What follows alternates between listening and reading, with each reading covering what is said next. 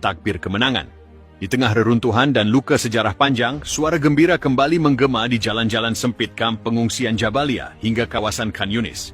Hari ini bukan hari biasa. Hari ini, Gaza merayakan sebuah kemenangan luar biasa.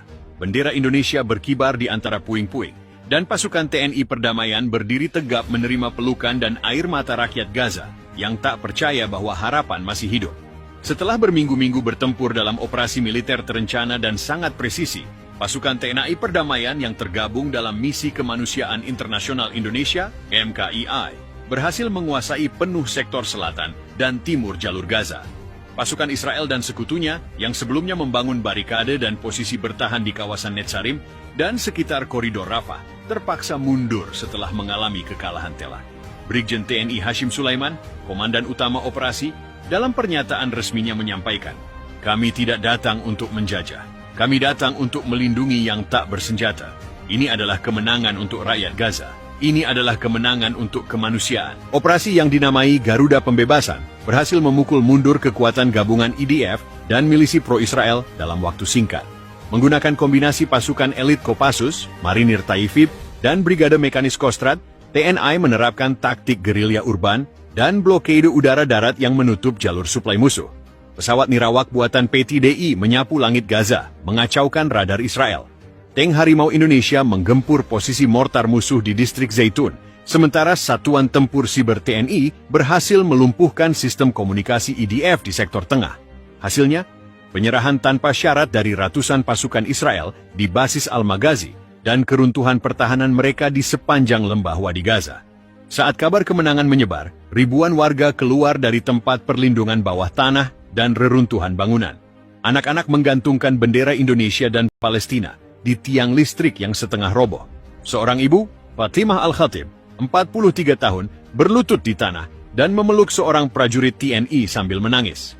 "Terima kasih Indonesia, kami tidak sendiri." Masjid-masjid yang hancur sebagian kini kembali dikumandangkan azan. Di Masjid Agung Al-Omari, Imam Sheikh Mahmud menyampaikan khutbah. Hari ini, darah syuhada tidak sia-sia. Hari ini, Gaza bangkit, bukan karena kekuatan senjata semata, tapi karena hadirnya saudara dari timur yang membawa keadilan dan keberanian. Malam hari, di tengah puing-puing yang masih berasap, perayaan kemenangan digelar sederhana, namun penuh makna. Prajurit TNI duduk bersila bersama warga Palestina, menyantap roti pipih dan sup lentil. Seorang prajurit Kopassus memainkan rebana, dan anak-anak kecil menari di sekelilingnya sambil menyanyikan lagu-lagu persatuan. Takbir berkumandang. Beberapa warga bahkan memeluk tentara Indonesia dan memanggil mereka malaikat dari timur. Pemerintah Indonesia mengirim tambahan bantuan logistik dan personel medis. Rumah sakit lapangan didirikan dengan cepat di Deir al-Balah dan Beit Hanun. Presiden Palestina Mahmud Abbas menyampaikan secara virtual, "Tanpa Indonesia, Gaza sudah tamat. Hari ini kami merdeka dalam hati dan perjuangan akan berlanjut." Di tengah gelombang kemenangan ini, dunia menyaksikan dengan campur aduk. Gedung Putih tidak memberikan pernyataan resmi, sementara Tel Aviv menggelar rapat darurat untuk meninjau ulang strategi mereka. Di sisi lain, Teheran dan Ankara mengirim ucapan selamat secara terbuka. Indonesia telah membuktikan bahwa kekuatan Muslim tidak hanya retorika, ujar Presiden Iran dalam pernyataan televisi nasional. Kemenangan ini bukan sekadar militer, tetapi moral dan spiritual. Untuk pertama kalinya dalam sejarah modern, Gaza merasakan hadirnya pembela sejati dari dunia luar. TNI bukan hanya membawa senjata, tetapi harapan.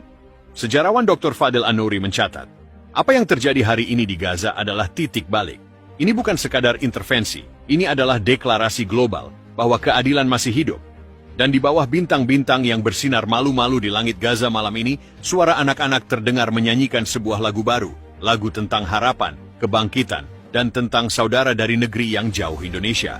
Dari Rafah ke Jabalia, dari Beit Lahia ke Deir al-Balah, tangis haru dan pekik takbir bersatu membelah langit yang selama berbulan-bulan hanya diisi oleh raungan jet tempur dan ledakan rudal. Warga Gaza turun ke jalan, mengangkat tinggi bendera Indonesia dan Palestina, memeluk para prajurit TNI yang masih berbalut debu dan darah pertempuran. Seorang anak kecil bernama Ali, 10 tahun, berdiri di atas reruntuhan rumahnya sambil meneriakan, "Garuda! Garuda!" Suara itu disambut sorakan panjang dari ratusan orang di sekitarnya. Seorang ibu tua menyerahkan sepiring kurma kepada seorang prajurit TNI yang tengah berjaga di pos blokade Netzarim, sambil berkata dengan air mata, "Kalian datang saat dunia menutup mata. Terima kasih anak-anakku. Operasi Garuda Pembebasan yang dipimpin langsung oleh Brigjen TNI Hashim Sulaiman menorehkan prestasi militer tingkat tinggi yang mengejutkan, bahkan bagi pengamat pertahanan internasional. Berbekal doktrin tempur khas TNI yang menggabungkan mobilitas tinggi, infiltrasi diam-diam, dan penguasaan medan urban, pasukan Indonesia berhasil menerobos garis pertahanan IDF yang dikenal brutal dan nyaris tak tertembus. Dalam minggu pertama, Satuan Elit Kopassus melakukan infiltrasi melalui terowongan Rafah dengan dukungan unit Zeni TNI AO dan pengintaian drone Mel Elang Hitam. Mereka menanam alat jammer canggih buatan PT LEN yang melumpuhkan sistem GPS dan komunikasi IDF. Pasukan Kostrad dan Marinir yang didaratkan melalui operasi amfibi di Khan Yunis bergerak dengan kecepatan luar biasa. Dalam tempo 72 jam, TNI merebut kompleks pertahanan IDF di Deir al-Balah yang menjadi pusat komando regional Israel.